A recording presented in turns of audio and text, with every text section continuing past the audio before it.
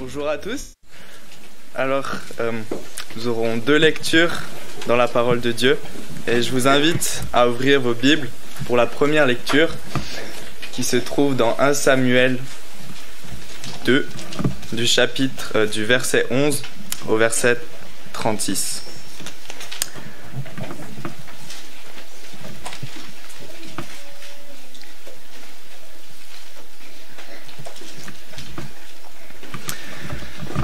Elkana s'en alla dans sa maison à Rama, et l'enfant fut au service de l'Éternel devant le sacrificateur Élie.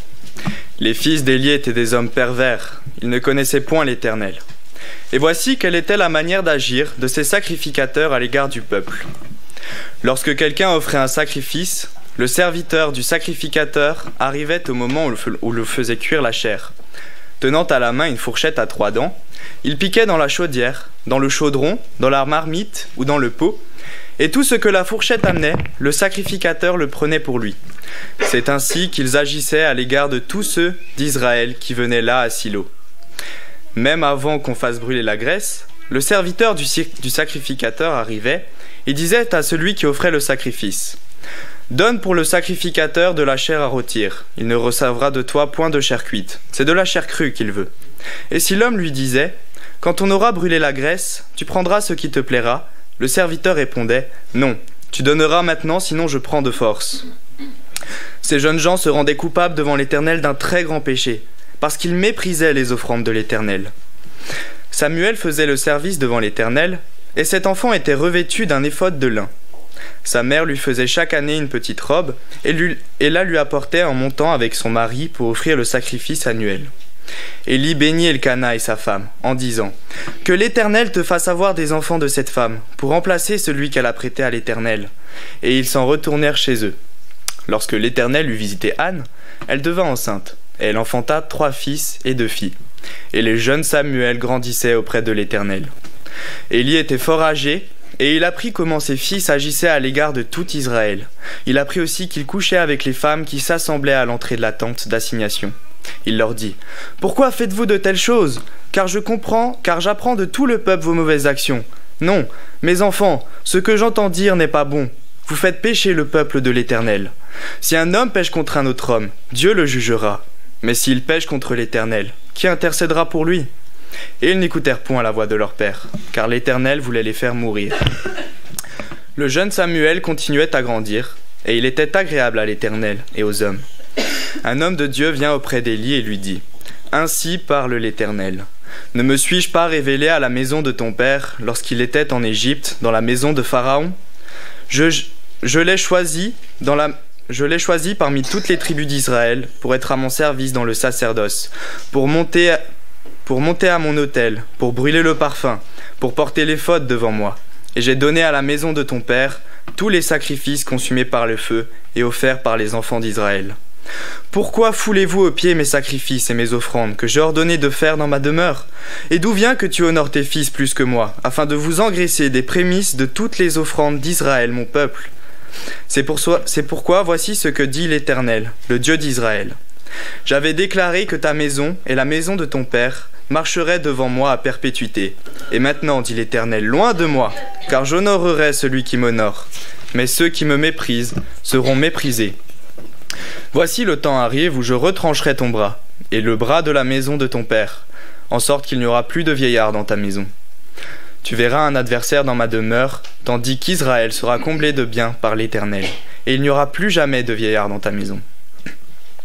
Je laisserai subsister auprès de mon autel l'un des tiens, afin de consumer tes yeux et d'attrister ton âme, mais tous ceux de ta maison mourront dans la force de l'âge. Et tu auras pour signe ce qui arrivera à tes 2 fils, Ophni et Phiné. Ils mourront tous les 2 le même jour. Je m'établirai un sacrificateur fidèle, qui agira selon mon cœur et selon mon âme. Je lui bâtirai une maison stable, et il marchera toujours devant mon oint. Et quiconque restera de ta maison viendra se prosterner devant lui pour avoir une pièce d'argent et un morceau de pain, et dira : Attache-moi, je te prie, à l'une des fonctions du sacerdoce, afin que j'aie un morceau de pain à manger. Je vous invite à prendre la deuxième lecture qui se trouve dans Luc, chapitre 14, verset 26. Dans l'évangile de Luc, chapitre 14, verset 26.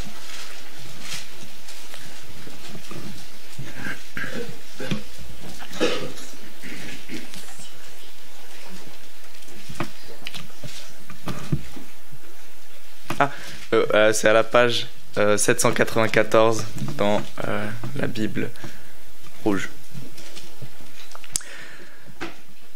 Si quelqu'un vient à moi sans me préférer à son père, à sa mère, à sa femme, à ses enfants, à ses frères, à ses sœurs, et même à sa propre vie, il ne peut être mon disciple. Maintenant, je vais prier et après les enfants pourront aller à l'école du dimanche.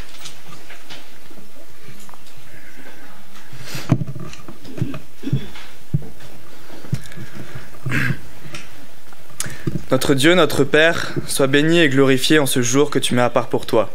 Reçois toute notre adoration. Ce jour aussi pour nous, de repos, dans l'œuvre parfaite de Christ. Père, nous nous humilions devant toi et nous reconnaissons notre incapacité à pouvoir comprendre et appliquer ta parole de notre vie sans toi.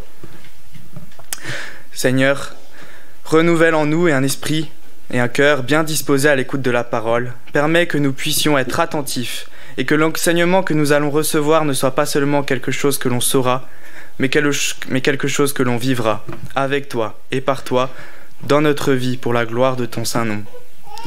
Bénis encore notre frère Valentin qui va nous apporter la prédication, que tu puisses lui donner ta paix et ta joie, que tu puisses loindre de ton esprit afin que ce soit tes mots qui sortent de sa bouche. Seigneur, bénis aussi la personne qui va apporter l'étude aux enfants, que tu puisses l'accompagner dans cette tâche et que tu puisses dès leur plus jeune âge te révéler à eux, faire éclater ta grâce dans leur vie, les rendre réceptifs à l'écoute de ta parole et leur donner un cœur qui t'aime et qui soit zélé pour la gloire de ton nom. Béni sois-tu notre Père, et je te prie au nom du Christ. Amen.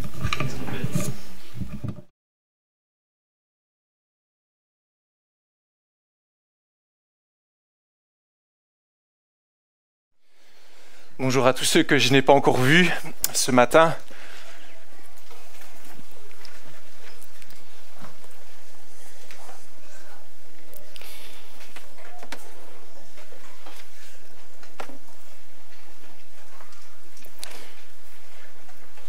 À quel point aimez-vous vos enfants? À quel point aimez-vous votre famille?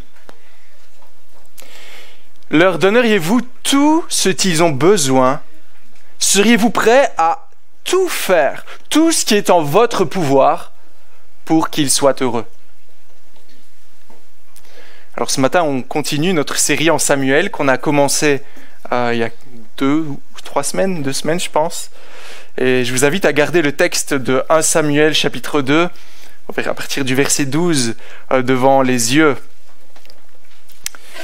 Parce que ce matin, nous nous plongeons dans une situation familiale un peu chaotique. Une situation familiale qui doit profondément nous troubler. 2 individus font leur apparition ce matin sur le devant de la scène.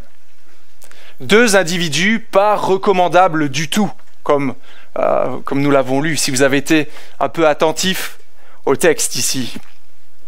Il s'agit d'Ophni et Phiné. Ophni et Phiné, les fils d'Élie. On en a déjà brièvement parlé lors de l'introduction dans le chapitre 1er. Et ici, ils sont vraiment mis sur le devant, et particulièrement leur manière d'agir.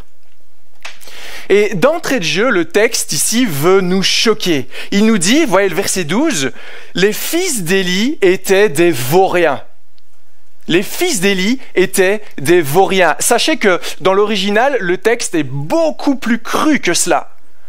Il y a un jeu de mots ici qui est fait en disant « Les fils d'Élie sont les fils de Bélial. Ben Élie, Ben Bélial. » Un jeu de mots ici avec les consonnes qui est fait. C'est qui Bélial?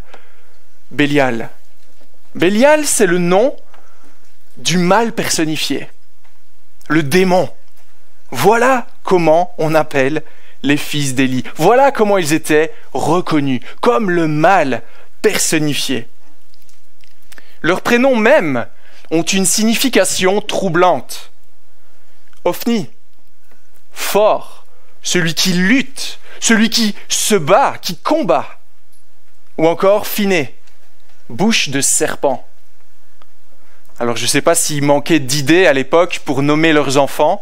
Je ne pense pas que ce soit le cas, parce que les prénoms dans la lettre de... faut que j'arrête de dire la lettre. Dans le texte de 1 Samuel, c'est pas une lettre, c'est pas une épître, c'est une lettre... Ça...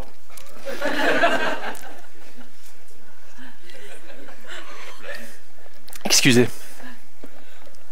La signification des prénoms dans ce texte est ici, généralement, est lourde de sens. On a parlé de Anne, celle à qui une grâce a été faite. On voit Ophni, Phiné, Elkana, celui qui acquérit, et bien d'autres. Samuel, entendeur de Dieu, etc., etc. Donc ici, le texte veut nous choquer ce matin. Et en fait, il nous présente 2 monstres. On nous dit, d'entrée de jeu, voici 2 monstres. Mais pourquoi? Qu'ont-ils fait? Que se passe-t-il dans notre passage ce matin? Alors que nous avions vu un texte tellement réjouissant la dernière fois, avec la réponse à la prière de Anne et sa prière extraordinaire à la fin du chapitre 2, au début du chapitre 2 plutôt. C'est le premier point ce matin, des rats dans le salon. Des rats dans le salon. Je vous invite à regarder la suite de ce passage. Que se passe-t-il dans la description de leurs actes ici, versets 13 et suivants? On l'a lu, je ne vais pas reparcourir tout ça, c'est assez difficile à lire, à comprendre même. On se dit, mais comment peuvent-ils agir comme cela? En fait, nous voyons dans ce texte 2 personnes qui agissent de manière totalement déplacée envers le peuple de Dieu, mais aussi et surtout envers Dieu, contre Dieu. À chaque fois que le peuple voulait faire une offrande, qu'est-ce qu'il faisait? Il le prenait pour eux. Il le prenait pour eux. À chaque fois que le peuple allait à Silo rencontrer l'Éternel, dans le tabernacle, etc., il venait avec leur offrande. Le grand prêtre ou le serviteur du grand prêtre prenait cela pour lui. Vous voyez ici la gravité de leurs actes, verset 15 notamment. Ce qu'ils font en fait, c'est simplement prendre la place de Dieu et prendre sa gloire. Prendre sa gloire. Le verset 15 nous montre cela particulièrement lorsqu'ils prennent la viande alors que la graisse n'est pas encore cuite sur l'autel. La graisse, c'était la partie qui revenait en fait directement à Dieu, selon le Lévitique 3, Lévitique 9, 10, 14, 16. C'était clair dans la Torah, dans l'Écriture, dans la loi. Voilà une partie exclusivement pour Dieu. Vous voyez le verset 15? Non, non, non. Donne-moi cela. Cela est pour moi. Ils prennent ici un honneur qui ne leur revient pas du tout. Et ils se rendaient coupables d'un très grand péché envers l'Éternel. On voit cela au verset 17. Ces jeunes gens se rendaient coupables d'un très grand péché devant l'Éternel parce qu'ils traitaient avec mépris les offrandes faites à l'Éternel. C'est pas Dieu qui est roi. C'est pas Dieu qui est glorieux. C'est eux, Ophni, Phiné. Ils sont rois. Ils font ce qu'ils veulent. Ou peut-être font-ils ce qui leur semble bon. Voyez encore leur attitude. Le peuple venait louer Dieu, mais on était littéralement empêchés. Et même lorsque certains tentaient de résister, verset 16, en disant « Non, d'abord j'amène mon offrande à l'Éternel et tu prendras ta part ensuite », que se passe-t-il? Un racket a lieu. Ils prennent de force ce qui ne leur revient pas. Peut-être Ophni, costaud, personne ne peut leur résister. En plus, on voit qu'ils corrompent même les serviteurs qui officient à ce moment-là pour les sacrifices, qui visiblement sont de mèche avec eux, vont dans le même sens qu'eux.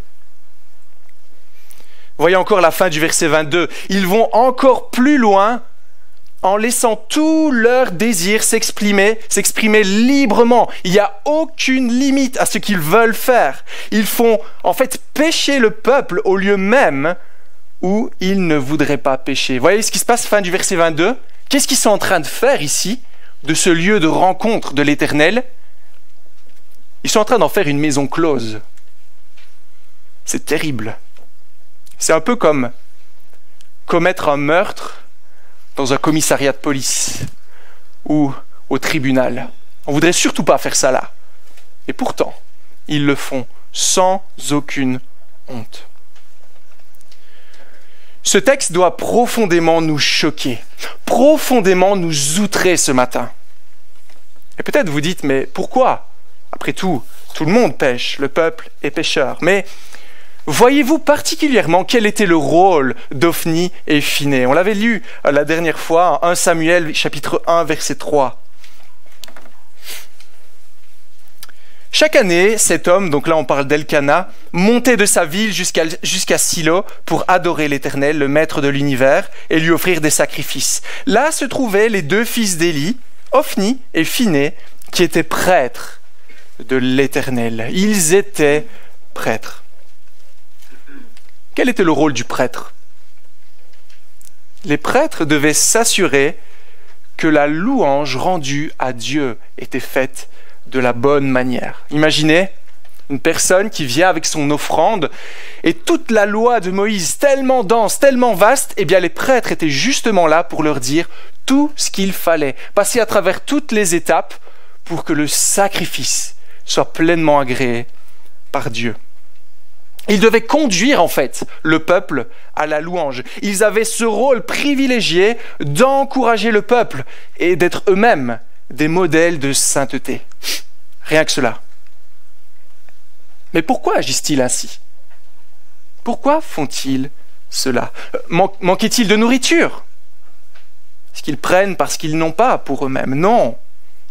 Nous savons que la loi prévoyait une part de choix pour les prêtres, pour les Lévites. Voyez-vous le vrai problème à la fin du verset 12, si on revient un peu en arrière? Les fils d'Élie étaient des vauriens qui ne connaissaient pas l'Éternel.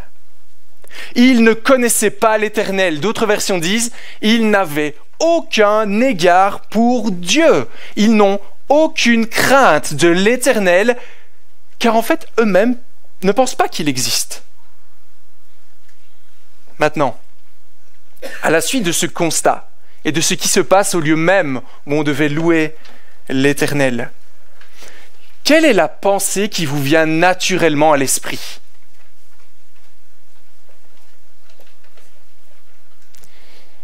S'il y a des rats dans votre salon, qu'allez-vous faire?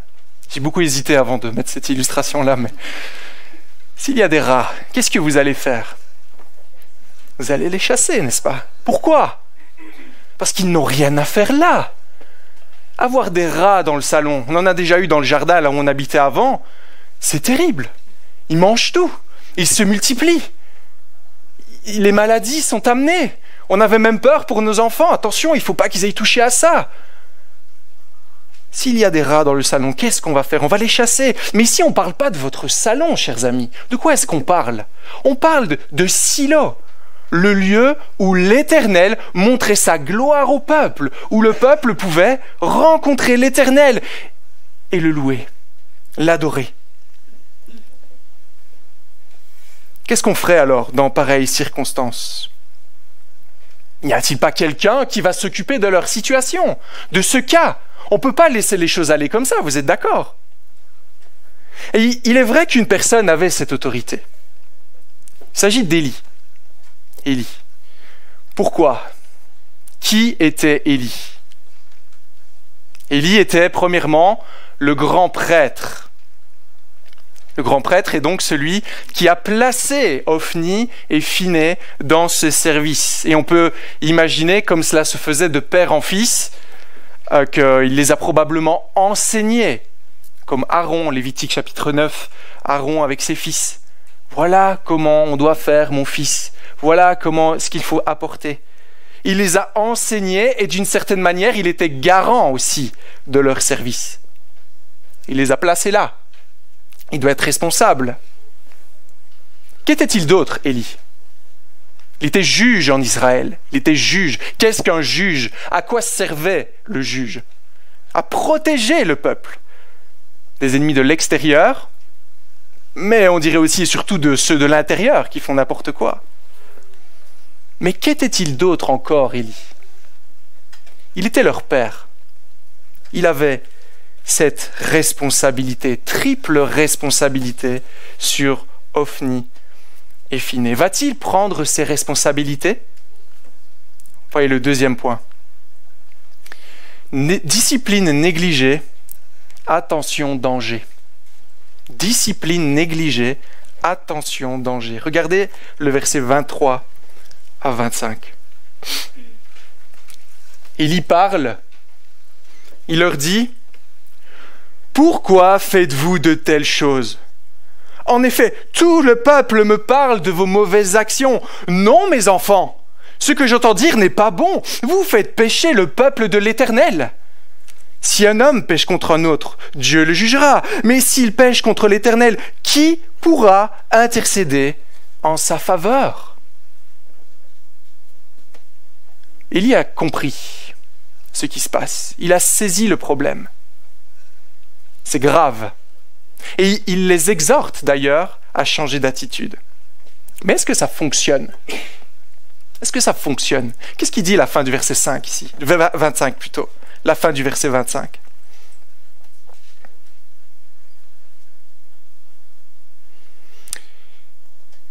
Ils n'écoutèrent pas leur père, car l'Éternel voulait les faire mourir. Ils n'écoutèrent pas l'Éternel, leur père, car l'Éternel voulait les faire mourir. Voilà une parole qui a de quoi nous faire trembler, n'est-ce pas? Il les exhorte à changer d'attitude, mais il est trop tard. Il est trop tard. Pourquoi est-ce ainsi? Pourquoi le texte nous parle avec dureté comme cela ce matin? Eh bien, car notre texte veut nous conduire vers une autre problématique ce matin. Il y a beaucoup de détails sur l'attitude des fils, sur l'attitude d'Élie, afin de nous conduire vers une autre réflexion. Déjà, voyez-vous quand est-ce qu'Élie prend ses responsabilités de grand prêtre, de juge et de père? Le verset 22 nous dit quoi? Élie était très âgé lorsqu'il apprit comment ses fils agissaient. Et Élie était très vieux. L'original est clair. Méhod, Beméhod, très très vieux. Mais ne voyez-vous pas un problème là? Laissez-moi le dire autrement. Imaginez que vos enfants sont les pires cancres de toute l'école. Les pires. C'est eux les pires. Comme on dit, ce sont les racailles de toute l'école. Ceux qui poussent les autres à faire du mal. Ceux qui insultent, ceux qui se battent, ceux qui insultent même les professeurs. Et cela depuis la petite section. Tout le monde le sait. On a déjà tenté de vous le dire à plusieurs reprises. Même les parents parlent entre eux. Vos enfants sont horribles. Mais vous, ce n'est qu'arrivé en dernière année, en terminale, vous dites, avant le bac, là, ou je sais pas quoi, ce n'est que là que vous prenez vos responsabilités et que vous dites, non, mes enfants, ce que j'entends dire là n'est pas bien. Qu'est-ce qu'on dirait de vous dans pareilles circonstances? Laxisme. Mauvais parents. N'avez-vous pas vu le problème? N'avez-vous pas voulu rectifier cela avant? Voyez-vous ce que nous révèle ce verset, verset 22?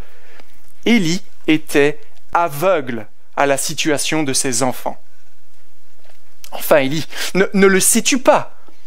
Il n'y a rien de subtil dans ce texte, rien de caché. Tout le peuple est au courant. Tous le savent. Les faits sont choquants par-dessus tout. C'est grossier. Ils ont littéralement fait de la maison de l'Éternel une maison close. Mais Élie, ce n'est que dans une vieillesse très avancée qu'il réalise ce problème. Autre élément, regardez le verset 23.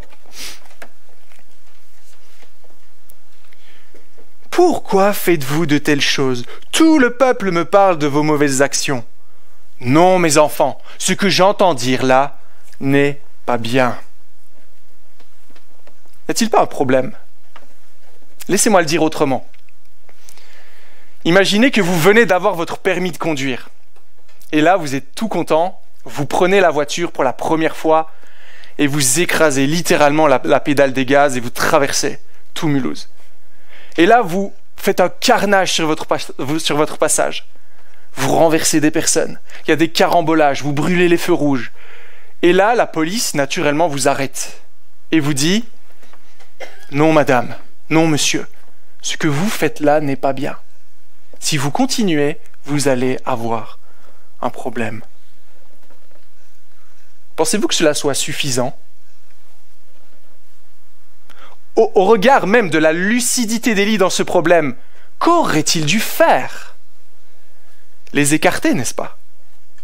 Mes fils, votre attitude démontre que vous ne connaissez pas l'Éternel. Et en tant que prêtre, juge, mais aussi en tant que père, je dois vous enlever de ce service, pour le bien du peuple, pour la gloire de Dieu, mais aussi pour vous, afin que vous vous remettiez en question. Mais la suite des chapitres en Samuel, on le verra dans les prochaines semaines, nous montre qu'Élie n'a pas fait cela. Parce que ses fils officiaient toujours à l'attente de la rencontre jusqu'à leur mort. Mais pourquoi en est-il ainsi ? Quelle est la raison de ce laxisme, de cet aveuglement ? Regardez le verset 29.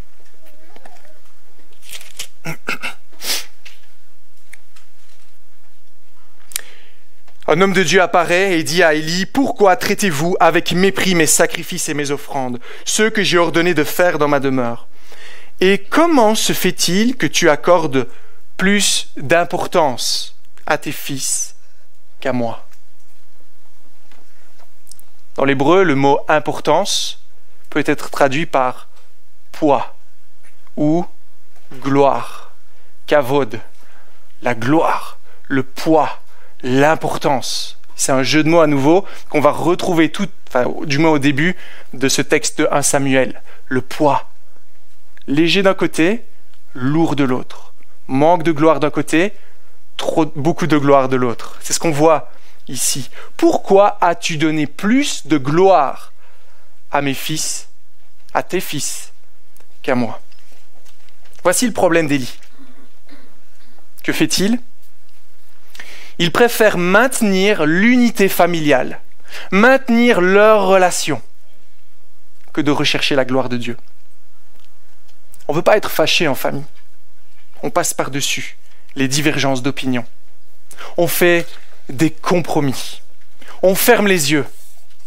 On est tellement bien ensemble qu'en fait, on agit au détriment de la gloire de Dieu. Le plus petit dénominateur commun, comme on le dit souvent aujourd'hui. Tant qu'on reste ensemble, tant qu'on s'aime, c'est ça l'essentiel. On voit que ce n'est pas ça l'essentiel. Car pourquoi est-ce si important ce matin ? Eh bien, Élie avait un rôle à jouer, une responsabilité, mais en fait, il a totalement démissionné dans son rôle à cause d'une préférence démesurée pour ses fils, qui a conduit à minimiser Dieu. Voyez-vous les conséquences des préférences d'Élie, si on revient au verset 25. Ils n'écoutèrent pas leur père, car l'Éternel voulait les faire mourir. Nous voyons ici une conséquence terrible d'un péché répété encore et encore, sans jamais avoir été repris d'aucune sorte. Ça aurait pu être évité peut-être, si Élie avait pris ses responsabilités dès le départ, avait été sensible à cela. Mais comme il n'a pas agi, ça a conduit ses fils à s'endurcir dans le péché au fil des années, au point de ne plus pouvoir revenir en arrière, au point de ne plus pouvoir se remettre en question. Discipline négligée, attention, danger. Et je voudrais juste faire une petite parenthèse ce matin. J'ai parfois entendu certains qui disent « Aujourd'hui, je vis ma vie. Et plus tard, je reviendrai au Seigneur. Aujourd'hui, je veux profiter. Je suis jeune ou moins jeune, mais je veux profiter. Je n'ai pas envie de m'embêter avec toutes ces lois, toutes ces règles, toute cette vie d'église. Mais plus tard, je reviendrai au Seigneur. » Comprenez-vous à quel point cela est un raisonnement absurde et dangereux ce matin, quand on lit un tel texte ? Jusqu'où je peux pécher ? C'est où le point de non-retour ? Non, c'est pas ça la question. Un tel verset doit nous faire trembler, car c'est un jugement juste de la part de Dieu. Et ce serait vraiment absurde de jouer à ce jeu avec l'Éternel au point de potentiellement ne jamais plus pouvoir revenir, de s'endurcir dans le péché à un point tel qu'on ne voudra plus jamais de l'Éternel. Vous voyez, sachant cela, comprenez que c'est aujourd'hui le jour du salut. C'est pas ce soir, c'est pas demain. Vous ne savez même pas de quoi demain sera fait. C'est aujourd'hui. Ne prenons pas la gloire de Dieu à la légère, contrairement à Élie qui a pris la parole de Dieu à la légère et qui s'est dit plus tard, et a donné plus de poids à ses fils, au point de ne plus pouvoir revenir en arrière. Alors nous parlons clairement de discipline dans l'Église, discipline ecclésiastique, et ça c'est un terme qui peut faire hérisser les poils de beaucoup de monde ce matin.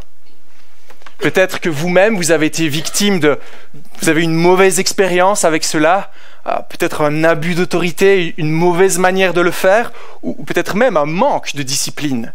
Et du coup, voilà, vous pouvez trouver cela un peu sectaire, intrusif.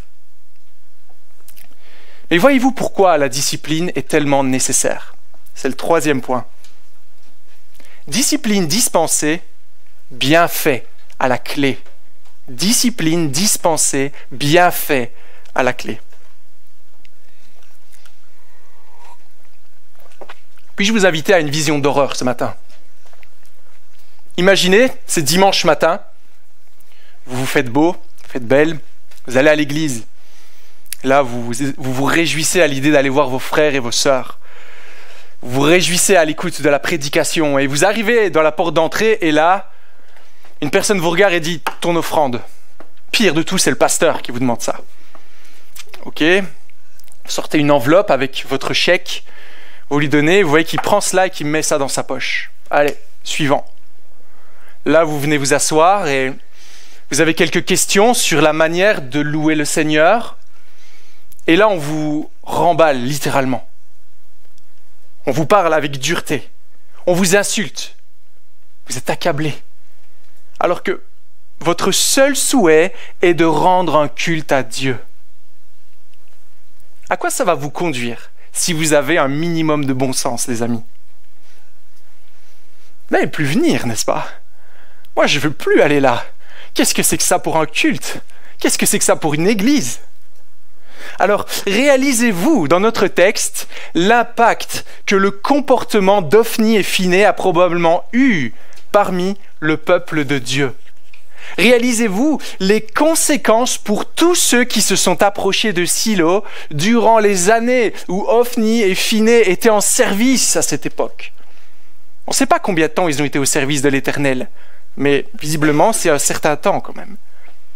Pas de surprise alors, si le peuple arrêtait d'aller là-bas. Pas de surprise si le peuple devenait amer par rapport à la louange rendue à Dieu. Pas de surprise si le peuple devenait cynique. On ne veut pas de ça. Qu'est-ce que c'est que ce Dieu qui ne prend même pas soin de son Église? Qu'est-ce que c'est que ces prêtres mis en service? Et voyez-vous ce qui se passe dans notre texte, au verset 27? Il y a beaucoup de choses qui se passent. Un homme de Dieu apparaît. Un homme de Dieu apparaît. Un homme de Dieu sort de nulle part, vient trouver Élie et pointe le doigt exactement là où il faut pour rétablir la situation. Voyez-vous avec quoi cet homme apparaît, verset 27? Qu'est-ce qu'il dit? Voici ce que dit l'Éternel. Il arrive, il y a un problème, on pourrait dire dans l'église du Seigneur, et il dit voici ce que dit l'Éternel. Il vient avec l'arme la plus efficace dans ces situations, il vient avec la parole de Dieu. Et là commence un terrible jugement sur la maison d'Élie et ses fils, et même toute sa descendance, qui seront écartés, mis à mort. On ne voudra plus jamais en entendre parler. Cela à cause de leur négligence. Ils sont rayés de la prêtrise, disqualifiés tous autant qu'ils sont. Et là, en lisant ce que dit cet homme qui vient de Dieu, on pourrait se dire, mais c'est horrible pour eux. Horrible pour cette famille. Le jugement continue, c'est terrible. Mais voyez-vous ce matin ce qui est tellement utile et tellement bienfaisant dans cette démarche. Élie, Ophni, Phinées sont simplement écartés du culte rendu à Dieu afin d'arrêter les dégâts dans ce culte. Voyez-vous le bienfait de la parole de Dieu et particulièrement le bienfait de la discipline ecclésiastique. Car faire cela, oui, ça fait mal, oui, ça paraît dur, mais en même temps, on voit que la parole agit pour le bien de son peuple, pour que celui-ci puisse retrouver une louange à Dieu. Sache comment ils doivent faire pour sacrifier à nouveau. La parole de Dieu ne fait rien de moins que de protéger ceux qu'il aime. Et donc cela implique de parfois devoir se séparer de certains pour le bien de la communauté. Jésus en a déjà parlé, retirez les faux serviteurs, retirez les loups, retirez ceux qui ne portent pas de fruits, afin de protéger l'Église du Seigneur, son honneur et sa gloire. Trouvez-vous cela difficile à entendre? On est plutôt dans une génération où on essaye par tous les moyens de garder, d'inclure. Et ici, le texte nous dit non, ce n'est pas forcément un bon calcul. C'est, comment est-ce qu'on dit, la progression par la soustraction. Parfois, il est nécessaire d'écarter certains pour protéger l'Église. Sachez que c'est même un principe largement enseigné dans le Nouveau Testament. Jésus, bien sûr, en parle, mais l'apôtre Paul aussi. Ne savez-vous pas qu'un peu de levain fait lever toute la pâte? Un peu de levain, un peu de péché laissé comme ça, libre cours, sans aucune discipline, sans aucun rappel, fait lever toute la pâte. Voilà le bienfait de la discipline. C'est une sécurité, une bénédiction de la part de Dieu par laquelle il prend soin de nous.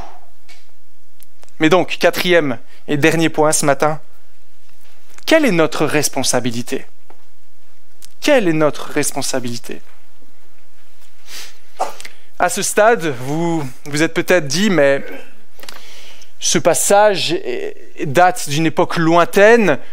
En plus, bon, moi personnellement, je ne suis pas comme Élie, je ne suis pas le grand prêtre, etc. Je ne suis pas protecteur d'Israël, donc je ne vois pas trop comment ce texte est pertinent pour nous. De quelle manière ce texte est pertinent pour nous aujourd'hui. Alors je vous invite dans ce dernier point à voir que le principe reste encore le même aujourd'hui. Car comment la gloire de Dieu se manifeste-t-elle aujourd'hui sur terre? C'est par l'Église, n'est-ce pas? Pourquoi? Parce que l'Église, c'est le rassemblement du peuple de Dieu, de ceux qui s'est racheté par son sang, nous dit Acte 20. C'est lui qui a donné son Fils unique afin que nous puissions être là, que nous puissions être en bonne relation. L'Église locale, c'est l'ambassade du royaume des cieux sur terre. C'est là où Dieu montre sa gloire au monde. Une personne qui entre ici pour la première fois, en voyant ce rassemblement, va se dire « Waouh, il y a quelque chose qui se passe, oui, c'est la gloire de Dieu qui est là. » Nous sommes représentants de Dieu sur terre, particulièrement lorsque nous affirmons haut et fort être chrétiens. Du coup, la vraie question est, mais comment Dieu a voulu que son Église soit conduite? Comment Dieu veut-il que cette gloire soit maintenue, soit conservée, et son peuple racheté, protégé? Alors oui, premièrement, Dieu a placé dans son Église des anciens qui sont là pour être les conducteurs, veiller sur l'âme de tous ceux qui forment l'Église locale. Mais il y a même plus que ça. Hébreux 13, 17 nous dit « Obéissez à vos conducteurs, soumettez-vous à eux, car ils veillent sur votre âme en hommes qui devront rendre des comptes à l'Éternel. » Les anciens de votre Église, chers amis, chers frères et sœurs, auront des comptes à rendre à l'Éternel.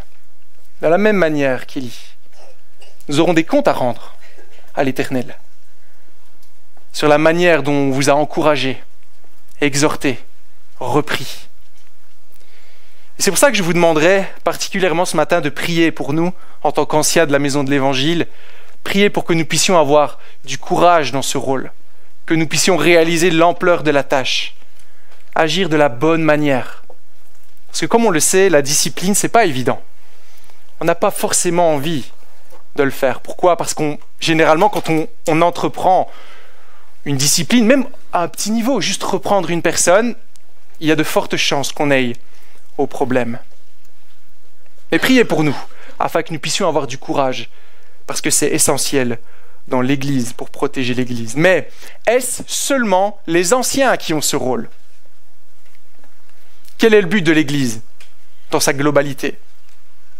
Nous édifier les uns les autres afin que le témoignage de Christ que nous professons soit maintenu intact aux yeux du monde. Donc, en tant que corps de Christ, on a eu une série sur les uns les autres, je ne vais pas revenir sur tout cela, mais nous avons en fait tous un rôle à jouer. C'est ce que Matthieu 18 nous dit. Si ton frère a péché, va et reprends-le. Qu'est-ce que c'est ça ? C'est de la discipline. Alors la discipline, parfois, on imagine ça comme quelque chose de gros, les anciens rassemblés de manière solennelle. Non, simplement une réflexion, une remarque. J'ai vu que tu faisais ça, mais est-ce que tu penses que c'est l'attitude d'un chrétien ? Ça, c'est déjà de la discipline. C'est déjà s'exhorter à regarder dans la bonne direction. Et là, on a tous un rôle à jouer. Vous voyez, la discipline dans l'Église, c'est comme une barrière électrique. On marche, on se promène, le paysage est beau, et tout d'un coup, on touche cette barrière électrique. Et là, c'est désagréable, n'est-ce pas ? Ça fait mal. On est là, mais qu'est-ce que ça fait là ? Et là, on réalise qu'en fait, si cette barrière électrique était là, c'est parce qu'il y avait un ravin à côté. Et croyez-moi, on veut mieux se faire piquer par cette barrière que de tomber au fond du ravin et comme Ophni et Phiné, ne plus pouvoir remonter. Alors attention tout de même. Dans notre texte, le cas est clair et franc. On a ici une négligence totale de la gloire de Dieu, un comportement qui n'est pas acceptable dans la présence de Dieu. On a affaire à un péché grossier. Donc il ne s'agit pas ici, après le culte, d'aller incendier le premier venu parce qu'il a un comportement inapproprié. N'oublions pas que nous sommes nous-mêmes pécheurs, mais il me semble qu'ici, ce que le texte veut nous dire ce matin, c'est nous avons une responsabilité dans l'Église qui doit avoir bien sûr comme moteur l'amour, le désir que notre frère se repente et trouve une pleine relation avec son Dieu. Maintenant, je voudrais juste vous demander, mais comment est-ce qu'on en profite ? Comment on profite de cette discipline dans l'Église ?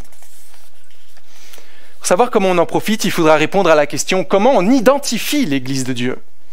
Comment on identifie l'Église locale ? Concrètement, avec qui ce matin jusqu'où on peut mettre cette protection ? L'Église, c'est formé de beaucoup de personnes qui viennent, qui partent, qui sont là, qui ne sont pas là, qui sont membres, qui ne sont pas membres, qui s'impliquent, qui ne s'impliquent pas. Comment on fait pour savoir, j'ai le mot qui est sous notre juridiction, mais c'est pas très beau, hein, mais c'est un peu ça l'idée.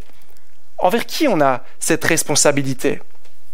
Et là, à nouveau, le texte de Matthieu 18 est vraiment important.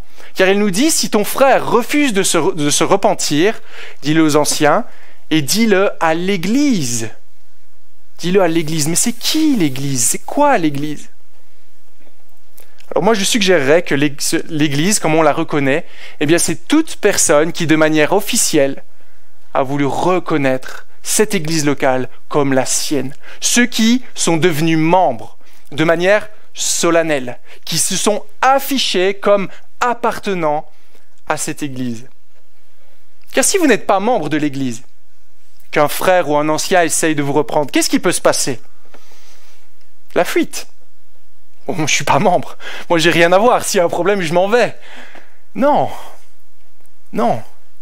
Reconnaître que nous avons besoin de l'Église et nous engager de cette manière, en fait, c'est reconnaître que nous avons besoin de cette protection. C'est reconnaître l'autorité de l'Église, reconnaître l'autorité des anciens sur nos vies et accepter que ces anciens « veillent, ainsi que toutes les personnes qui la forment. Vous voyez, c'est un peu comme ne jamais souscrire à une assurance. Voilà, je suis à la GMF personnellement et je reçois toutes sortes de courriers de la GMF. On m'invite même parfois à des rencontres, des réunions pour discuter. Mais si je n'ai jamais signé un contrat avec eux, le jour où il y a un sinistre qui se passe dans ma maison ou sur ma voiture et que je les appelle, qu'est-ce qu'ils vont me dire? Vous n'avez aucun contrat. Vous voyez, alors ici, bon, j'espère que ça éclaircit un peu l'idée. Alors ça, c'est peut-être un peu carré. Ça ne veut pas dire qu'on peut jamais avoir un ministère pastoral envers ceux qui ne sont pas membres, mais il y a cette priorité qui est donnée aux membres de l'Église de Dieu. Vous pouvez aimer l'Église, vous pouvez vouloir participer, mettre les chaises, je sais pas moi, nettoyer, mais je pense qu'il est important de faire de l'Église locale, de reconnaître cette Église comme la vôtre de manière officielle. Comme ça, chacun sait cela. Et on a un soin particulier au niveau de la discipline. Mais si vous n'avez jamais signé quoi que ce soit, si vous ne vous êtes jamais engagé, le jour où il y aura un problème, oui, on pourra vous aider, pour peu qu'on le sache, mais le soin n'est pas le même. Ne négligeons pas ce point important de la vie d'Église, car on a tous besoin de cette protection établie par le Seigneur, car le péché nous enveloppe si facilement, n'est-ce pas? Et parfois on est tellement aveugle à notre propre condition qu'on a besoin des frères et sœurs, qu'on a besoin d'être exhortés. Mais il y a un deuxième accent vers lequel ce texte nous dirige dans son sens le plus naturel. Comme on le dit souvent, elle est où la première église? C'est dans la famille, n'est-ce pas? C'est la famille. Pourquoi? Parce que c'est là qu'on se voit vivre. C'est là qu'il n'y a pas de masque. On peut arriver dans l'église semaine après semaine, paraître bien, joyeux, mais à la maison, c'est différent. C'est là que réellement on voit si on vit l'évangile ou pas. Et là aussi, il faut être conscient que Dieu nous a donné des responsabilités. On est père, mère, on a une responsabilité envers nos enfants. Éphésiens nous dit que les enfants doivent se soumettre à leurs parents de la même manière. Voici également un domaine dans lequel il est très facile d'être aveuglé, très difficile d'intervenir, et dans lequel ça vaut la peine de prier pour rester ancré dans l'Écriture. Parce que parfois on ne voit pas cela. On croit que tout va bien avec nos enfants. Et on pourrait dire comme Élie, waouh, il aime beaucoup ses fils, n'est-ce pas?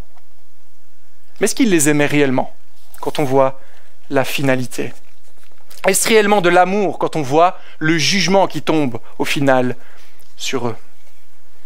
Jésus l'a dit lui-même en Luc, chapitre 14, verset 26, « Si quelqu'un vient à moi sans me préférer à son père, sa mère, sa femme, ses enfants, ses frères et ses sœurs, même sa propre vie, il ne peut pas être mon disciple. » Voici un texte qui s'est appliqué à Élie. Il a mis plus de poids, plus de gloire du côté de ses enfants, et cela disqualifié lui-même. Alors, voilà un texte qui fait encore hérisser beaucoup les poils, n'est-ce pas? On se dit, mais qu'est-ce que c'est que ça? Est-ce que ça veut dire que je dois rejeter mes enfants? Ça me semble impossible. Non. Ce que ce texte veut nous dire, c'est de faire de Jésus-Christ le numéro 1, la priorité dans nos vies. Et si nous faisons cela, forcément, on aura la juste attitude envers notre famille. Parce que si on marche sans compromis avec Jésus, c'est lui le numéro 1, alors on va pouvoir voir clairement là où il y a des problèmes. Et on ne va pas dire « Ah, il est tellement mignon que je ne vais rien lui dire cette fois-ci. » Non, c'est Jésus-Christ, c'est la gloire de Dieu qui nous importe. Et cela va agir pour le bien de nos enfants. Car peut-être vous allez leur donner un enseignement qui va à certains moments les fâcher. Peut-être qu'à certains moments, ils ne seront pas d'accord. Peut-être qu'à certains moments, ils vont rejeter cela. Mais au moins, il y aura la vie dans vos paroles. Il y aura la vie de l'Évangile. Et c'est là qu'en fait, vous pourrez réellement protéger et aimer vos enfants. C'est là que se trouve le vrai amour. Je me rappelle, lorsque mes enfants étaient bébés, on devait aller ce fameux moment chez le docteur pour faire les vaccins. Et si, pour peu qu'on n'ait pas un médecin qui soit rapide, il fallait faire une piqûre dans une cuisse, une piqûre dans l'autre, le bébé hurlait. Alors On pique, il crie, on met la deuxième et on pique, etc. Pourquoi on fait ça? Pourquoi on leur fait du mal? Parce que c'est pour leur bien. C'est quelque chose qu'on veut leur communiquer, qui ne fait peut-être pas plaisir, mais qui sera utile pour le reste de leur vie. C'est la même chose, vous voyez, au niveau de la foi, de notre manière de vivre l'Église en famille. Parfois, il y a des choses qu'il faudra dire en famille qui vont faire mal, qui vont piquer, mais qui seront nécessaires, tellement nécessaires.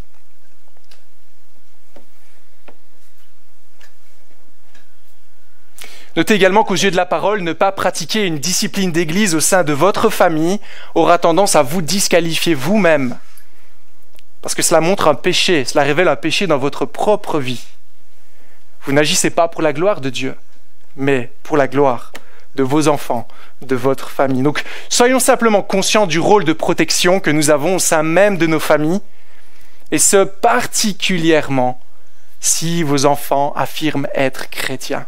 Alors, il ne s'agit pas de les décourager, bien sûr, et je n'aurai pas le temps ici de parler de la manière, mais je pense que vous avez une idée, dans l'amour, etc. Il faut vraiment aller prendre la personne là où elle se trouve. Il faut pas, c'est pas à coup de Bible, à coup de versets, mais il y a une attitude différente à avoir. Il faut prendre du temps, enseigner, voir où sont les problèmes et chercher à progresser, bien sûr avec la parole de Dieu, mais il y a une sensibilité à avoir.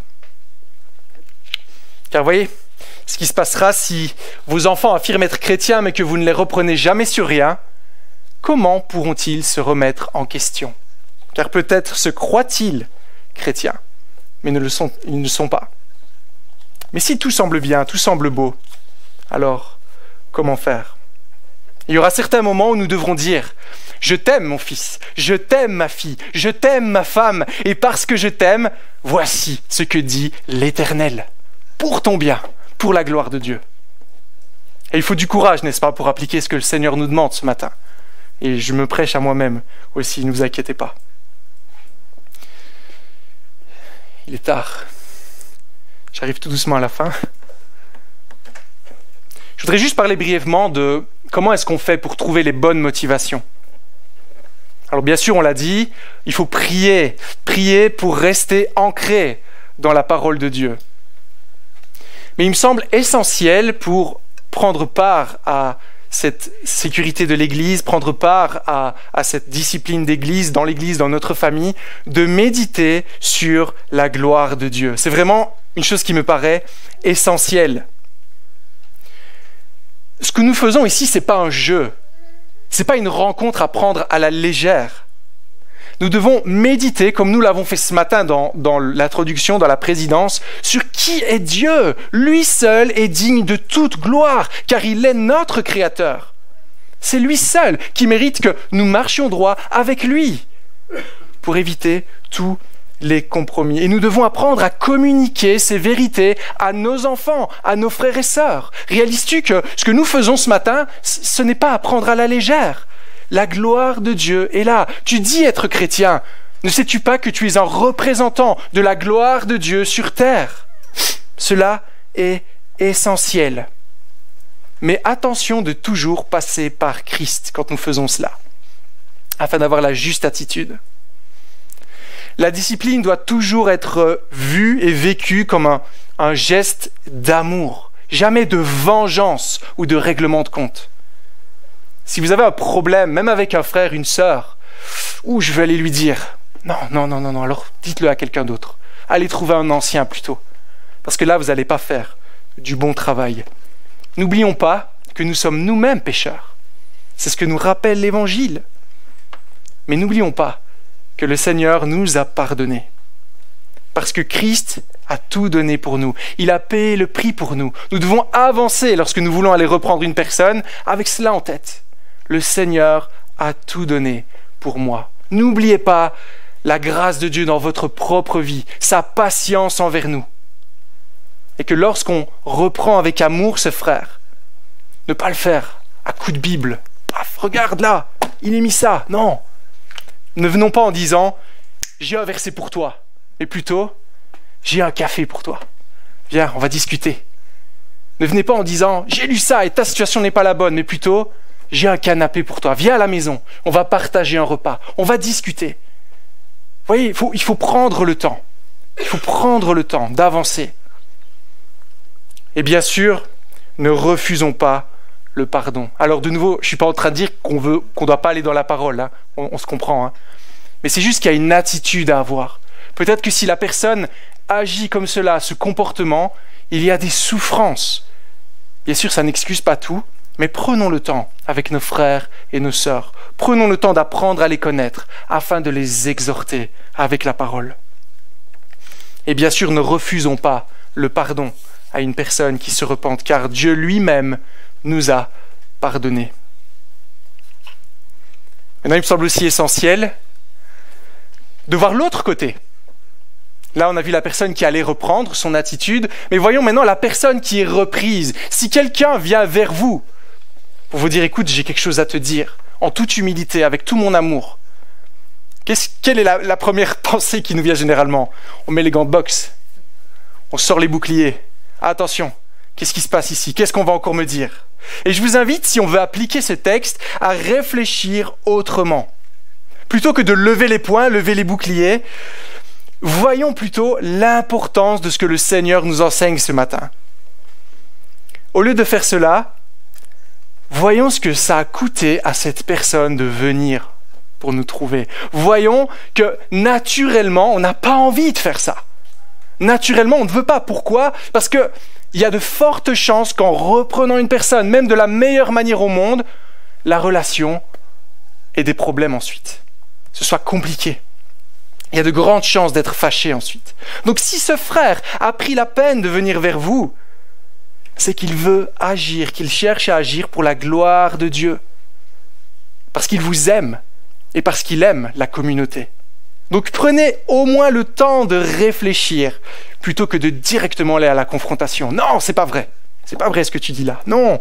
Voyez que ce frère, cette sœur cherche à vous reprendre par cette manière de reprendre, c'est un réel amour envers vous et pour l'Église de Jésus-Christ.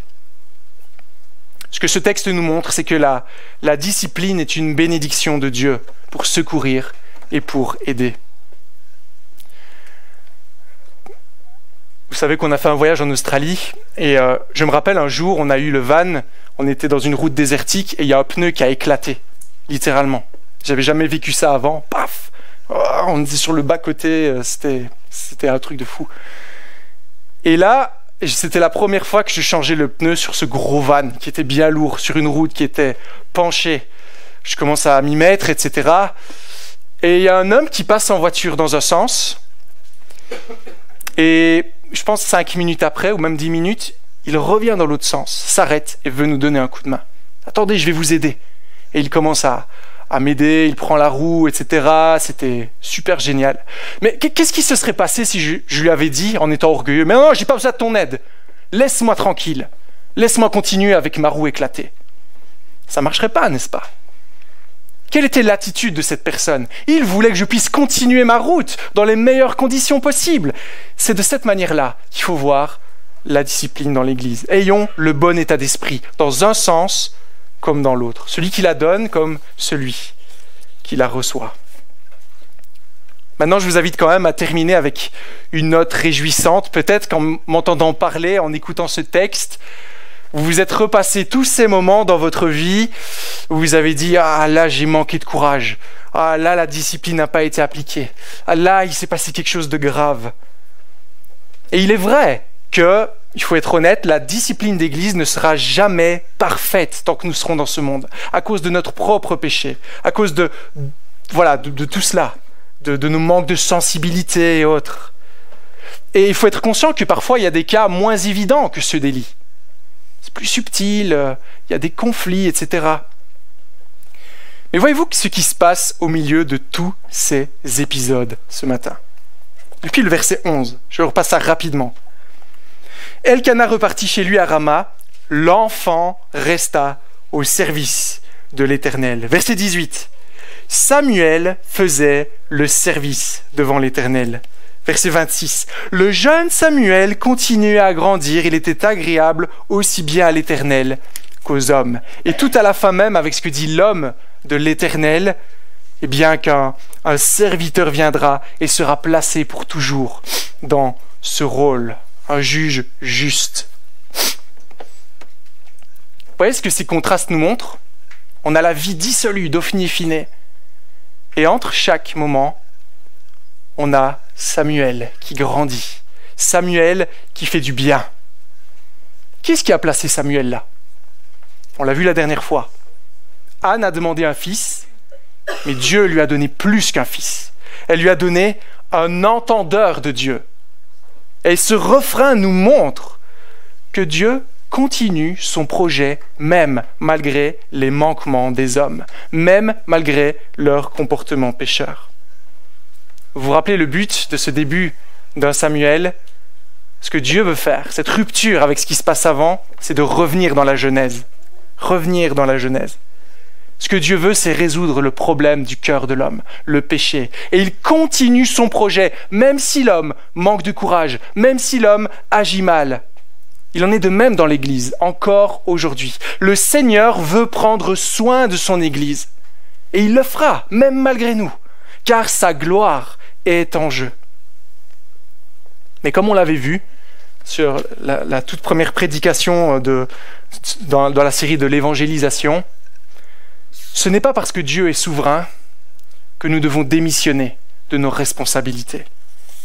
Il y a cette balance à garder entre la souveraineté de Dieu, qui va agir en tout pour le bien de l'Église, mais notre responsabilité. Ce n'est pas parce que Dieu prend soin de son peuple qu'il faut être laxiste. Pas du tout. Là, on se trompe d'objectif. L'évangile de Jésus-Christ, la gloire de Dieu, doit nous motiver à rechercher constamment à lui plaire dans l'Église et dans nos familles. Voilà ce qui devrait occuper nos pensées. Voilà quel devrait être notre plus grand désir à la maison de l'Évangile, encore même ce matin. Recherchons la gloire de Dieu dans nos relations. Et rappelons-nous que Dieu continue son projet. Rappelons-nous qu'un jour, il n'y aura plus cette discipline. Il n'y aura plus ces moments de piqûre de rappel. Ah, c'est vrai, je suis pécheur, pardonne-moi. Parce qu'un jour, le Seigneur Jésus reviendra.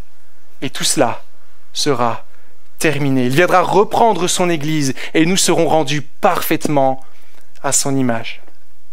Mais en attendant ce moment, à quel point aimez-vous vos enfants?